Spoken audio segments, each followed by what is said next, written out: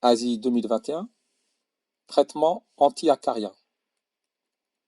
Le varroa est un acarien qui parasite les abeilles et entraîne la destruction de très nombreuses colonies d'abeilles dans le monde. L'utilisation d'un diffuseur contenant une solution d'acide méthanoïque permet de l'éradiquer. Cet exercice porte sur l'étude de quelques propriétés de l'acide méthanoïque, puis sur la détermination de la concentration à l'acide méthanoïque d'une solution commerciale pour la comparer à l'indication donnée par le fabricant, solution aqueuse contenant 65 g d'acide méthanoïque pour 100 ml de solution. Nous donnons la formule développée de l'acide méthanoïque, la masse molaire moléculaire de l'acide méthanoïque, ainsi que le pKa à 25 degrés Celsius du couple acide méthanoïque ion méthanoate. Voici un extrait de la table de spectroscopie infrarouge. Propriétés de l'acide méthanoïque. Citer la définition d'un acide selon la théorie de Bronsted et donner les noms de deux acides usuels. Un acide selon Bronsted est une espèce chimique capable de céder un proton H+. Nous pouvons citer l'acide chlorhydrique et l'acide éthanoïque. Donner la formule de l'ion méthanoate, base conjuguée de l'acide méthanoïque. Alors nous avons la formule développée de l'acide méthanoïque, HCOOH. Selon Bronsted, c'est une espèce chimique capable de céder un proton. Donc nous allons retirer un proton H+, pour retrouver la formule de l'ion méthanoate. La formule de l'ion méthanoate est donc HCOO-. Représenter le diagramme de prédominance de l'acide méthanoïque et de sa base conjuguée, justifié. Nous allons tracer un axe des pH, placer le pKa du couple acide méthanoïque ion méthanoate, pKa est égal à 3,8. Lorsque le pH est inférieur au pKa, c'est-à-dire à 3,8, c'est l'espèce acide qui prédomine, l'acide méthanoïque. Et lorsque le pH est supérieur au pKa 3,8, c'est l'ion méthanoate qui prédomine.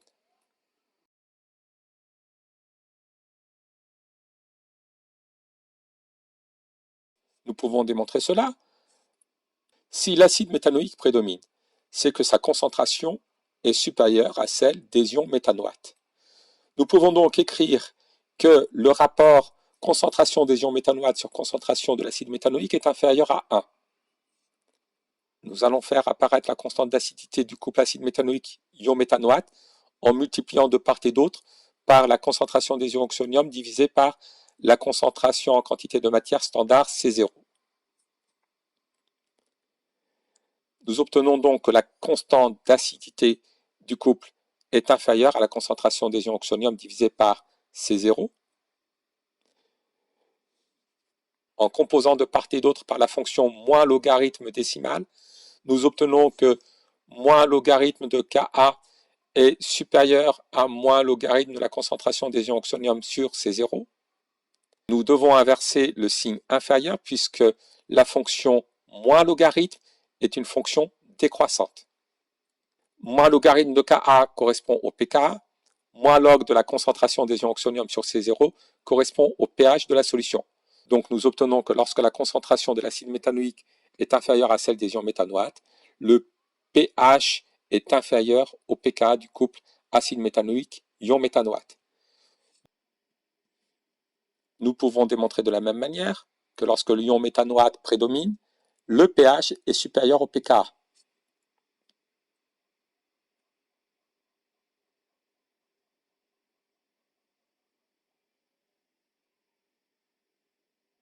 Parmi les trois spectres infrarouges A, B et C ci-après, identifiez celui pouvant être attribué à l'acide méthanoïque. Justifiez la réponse. Voici le spectre A, le spectre B et le spectre C. Dans l'acide méthanoïque, il y a la double liaison carbone-oxygène. La double liaison carbone-oxygène est responsable de la bande d'absorption entre 1650 cm-1 et 1740 cm-1. Sur le spectre A, elle est présente. Sur le spectre B, cette bande d'absorption est également présente. Par contre, sur le spectre C, il y a absence d'une bande d'absorption dans la zone 1650-1740 cm-1. Donc, le spectre C ne correspond pas à celui de l'acide méthanoïque.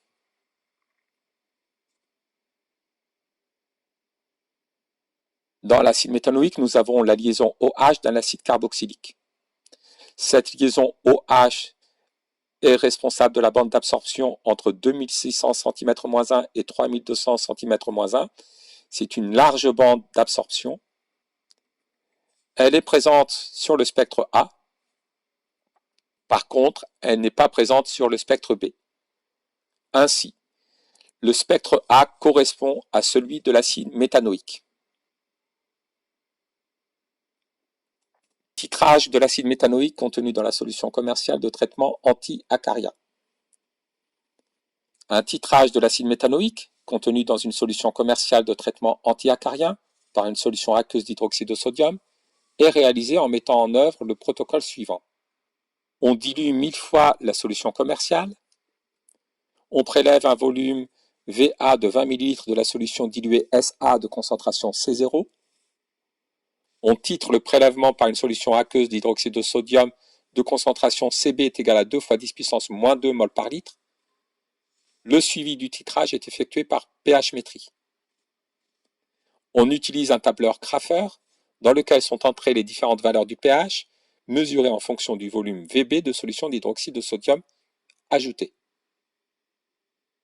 La courbe de titrage représentant le pH en fonction du volume de base versé, ainsi que la courbe dérivée du pH en fonction du volume de base versé, sont obtenues à l'aide des données du tableur Kraffer et sont représentées sur la figure 1.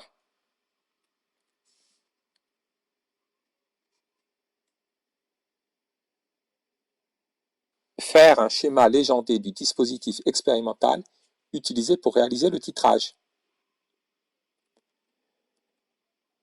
Dans un bécher, on verse 20 ml de la solution SA, on y met un turbulent et on le pose sur un agitateur magnétique. Dans une burette graduée, nous versons la solution aqueuse d'hydroxyde de sodium de concentration 2 fois 10 puissance moins 2 mol par litre. Nous maintenons bien sûr la burette graduée à l'aide d'un support et nous introduisons une sonde pH métrique dans le bécher.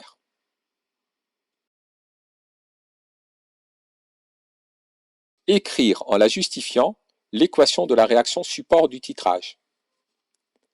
L'acide méthanoïque est un acide selon Bronsted, c'est-à-dire qu'il peut perdre un proton H+, pour donner l'ion méthanoate. Donc l'acide méthanoïque se transforme en ion méthanoate en perdant un proton H+. L'acide méthanoïque va réagir avec la base ion hydroxyde. L'ion hydroxyde HO- étant une base, il va capter un proton H+, pour donner son acide conjugué H2O.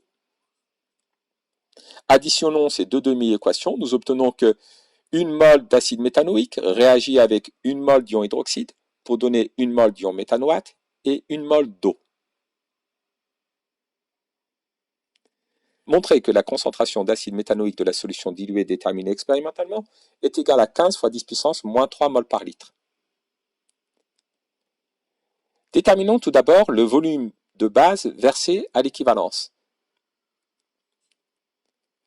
Nous allons lire le volume de base versé à l'équivalence en relevant l'abscisse de l'extrémum de la courbe dérivée du pH en fonction du volume de base versé.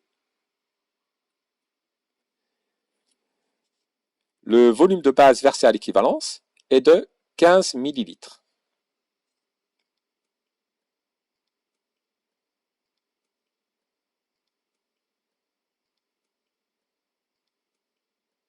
À l'équivalence, les réactifs ont été versés dans les proportions stoichiométriques.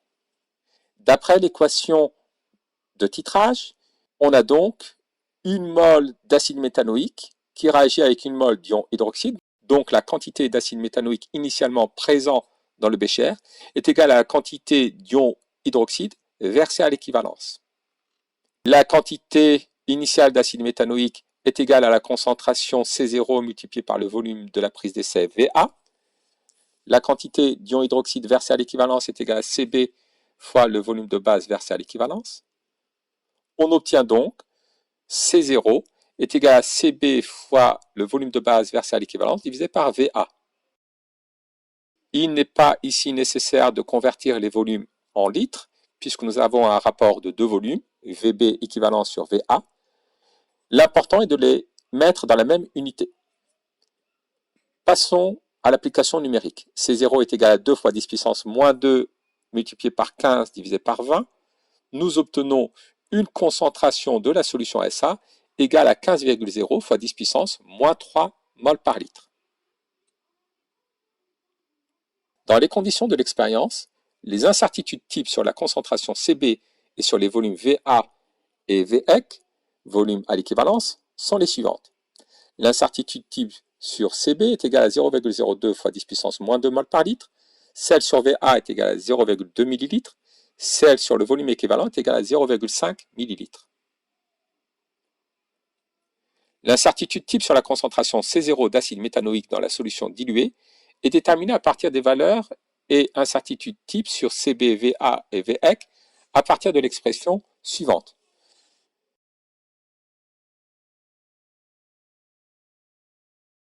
Écrire le résultat de la mesure de la concentration expérimentale C de la solution commerciale assortie de son incertitude, sachant que dans les conditions expérimentales, l'incertitude type sur C divisé par C est égale à l'incertitude type sur C0 divisé par C0. La concentration de la solution commerciale C est égale à 1000 fois la concentration de la solution diluée. Ainsi, la concentration de la solution commerciale est égale à 15 mol par litre. L'incertitude type sur C divisé par C est égale à l'incertitude type sur C0 divisé par C0. On en déduit l'expression de l'incertitude type sur C. La concentration C vaut 15 mol par litre. L'incertitude type sur CB vaut 0,02 fois 10 puissance moins 2 mol par litre. La concentration CB 2 fois 10 puissance moins 2 mol par litre. L'incertitude type sur le volume VA vaut 0,2 ml. Le volume VA vaut 20 ml. L'incertitude type sur le volume équivalent vaut 0,5 ml. Le volume équivalent vaut 15 ml. Nous obtenons que l'incertitude type sur C vaut 0,6 mol par litre. Ainsi, la concentration C est égale à 15 plus ou moins 0,6 mol par litre. Confronter la concentration obtenue expérimentalement à la concentration indiquée par le fabricant en calculant le quotient ci-dessous. Conclure. Déterminons tout d'abord la concentration indiquée par le fabricant. Partons de l'indication suivante. Solution aqueuse contenant 65 g d'acide méthanoïque pour 100 ml de solution. La concentration en quantité de matière d'acide méthanoïque est égale à la quantité de matière d'acide méthanoïque divisée par le volume de solution. La quantité de matière d'acide méthanoïque est égale à la masse d'acide méthanoïque divisée par la masse molaire de l'acide méthanoïque.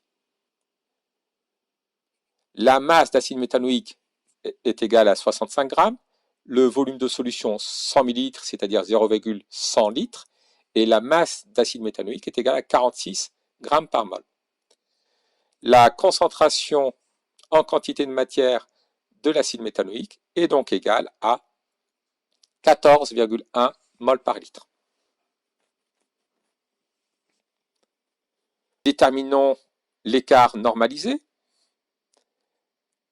La concentration déterminée expérimentalement est de 15 mol par litre. Celle indiquée par le fabricant est de 14,3 mol par litre. et l'incertitude type sur la concentration déterminée expérimentalement est de 0,6 mol par litre. Nous obtenons un écart normalisé de 1,2. Cet écart normalisé est inférieur à 2. Cela indique que l'erreur de justesse n'est pas significative. L'indication du fabricant est donc correcte.